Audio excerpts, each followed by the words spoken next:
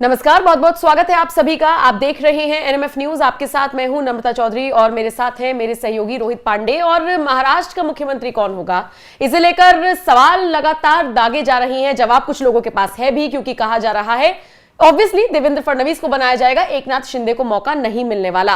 हालांकि कुछ रिपोर्ट्स बता रही हैं कि शिंदे ये बात जानते हैं और इसीलिए अंदर खाने बगावत पर उतर आए हैं। लेकिन जैसे कि पिछले वीडियो में मैं और रोहित डिस्कस कर रहे थे, बगावत कीजिएगा भी तो क्या कर लीजिएगा, क्योंकि आपके पास इधर कुआं उधर खाई वाली स्थिति हो गई है। लेकिन इस बीच रामदास आठवले ने क्यों कहा रोहित ऐसा कि मुख्यमंत्री पर फैसला हो गया है और अब उन्हें महाराष्ट्र से बाहर चले जाना चाहिए, यानी शिंदे को? बिल्कुल, अगर आप हेडलाइन देख रहे हो कि शिंदे को महाराष्ट्र से निकालने की तैयारी और सीएम पद के लिए दावेदारी पड़ेगी भारी, तो ये हमारे शब्द नहीं हैं, रामदास आठवले के आधार पर हैं।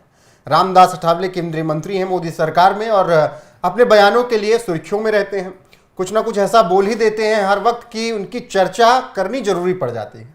अब जब एक तरफ सीएम बनाने की बात हो रही है, एक तरफ बात हो रही है कि शपथ की तैयारी वानखेड़े में हो रही है, पूरा वानखेड़े भरा होगा, तो दूसरी तरफ रामदास आठवले ने कह दिया है कि अब एकनाथ शिंदे को बोरिया बिस्तर पैक करना चाहिए और महाराष्ट्र से बाहर निकल लेना चाहिए। विस्तार से खबर क्या है वो भी समझा देता हूं।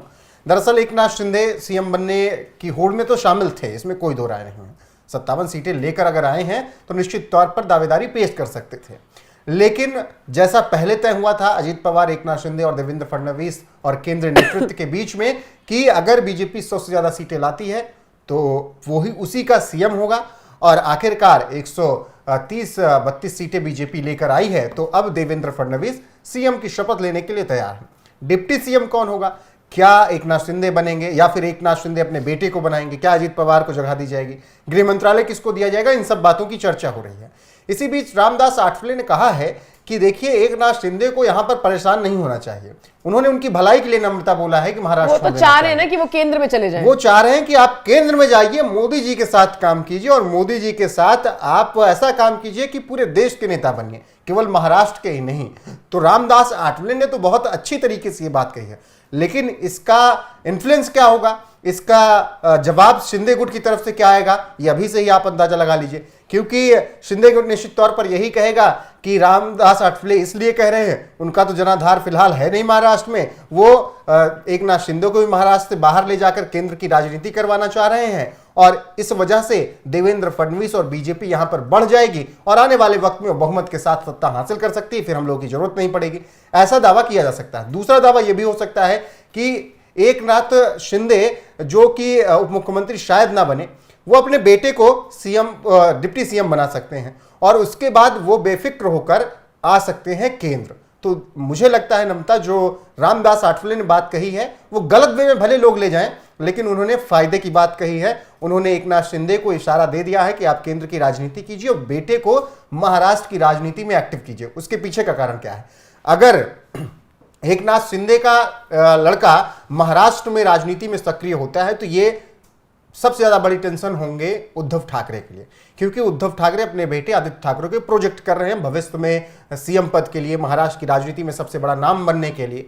अगर एकनाथ शिंदे के बेटे अगर पूरी तरीके से सक्रिय राजनीति पूरी संभाल लेते हैं, पिता को केंद्र भेजकर, और वो अगर काम करते हैं तो भविष्य में वो एक बड़ी चुनौती पेश कर सकते हैं आदित्य ठाकरे को भी और बीजेपी के विरोधियों को भी, अपने विरोधियों को भी। लेकिन ये कहना और ये करना इतना आसान इसलिए नहीं होगा क्योंकि फिर आप पर भी परिवारवाद के आरोप लगेंगे।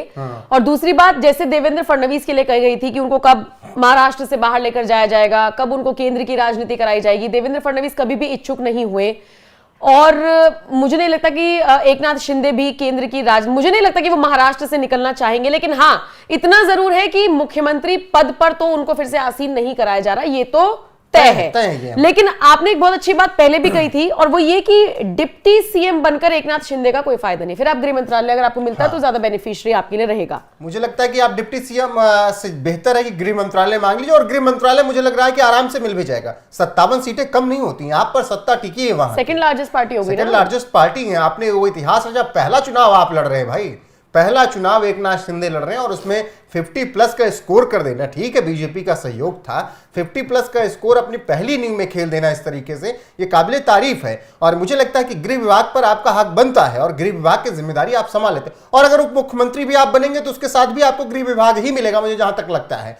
और तो ऐसे में जिस तरीके से देवेंद्र फडणवीस जिम्मेदारी संभाल रहे थे तो एकनाथ शिंदे भी संभाल सकते हैं। एकनाथ शिंदे को यहां नहीं ये सोचना होगा कि मैं सीएम था, मैं कैसे अपने आप को पीछे ले आऊं, कैसे मैं छोटा पद ले लूं, ये नहीं सोचना होगा। अगर देवेंद्र फडणवीस ने सहर्ष स्वीकार किया था कि मैं डिप्टी सीएम बनने के लिए तैयार हूं, तो मेरा यही कहना है एकनाथ शिंदे को कि आप देवेंद्र फडणवीस से बड़े नेता भी नहीं बने हैं, भविष्य में होंगे, लेकिन उनसे बड़े नेता अगर तुलनात्मक कहा जाए तो देवेंद्र फडणवीस होंगे। उन्होंने सहर्ष स्वीकार कर लिया कि ठीक है, आपकी मेहनत थी, आपको उसका फल मिलना चाहिए, आप सीएम बनिए 2.5 साल के लिए, और उसके बाद जब चुनाव होंगे तो चुनाव में जो तस्वीर निकल कर आएगी, जो आंकड़े निकल के आएंगे, उसके आधार पर तय कर लिया जाएगा।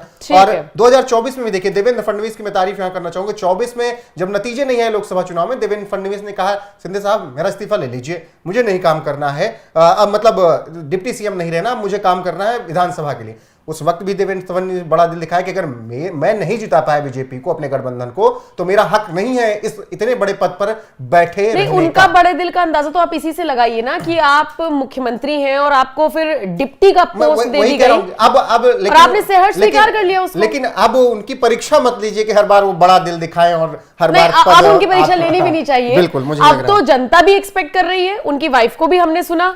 और मैं यही कह रहा हूं, उनके उस बयान को आप सही साबित हो जाने दीजिए कि मेरा पानी उतरता देख किनारे पर घर मत बना लेना, समंदर हूं लौट कर आऊंगा। तो लौट कर आए हैं, तारीफ बनती है, और उस समंदर को शायद मुझे लग रहा है सत्ता मिलनी चाहिए। चलिए, बहुत बहुत शुक्रिया रोहित मेरे साथ जुड़ने के लिए। बाकी आप बताइए, आप इस चर्चा को किस तरह से देखते हैं। नमस्कार।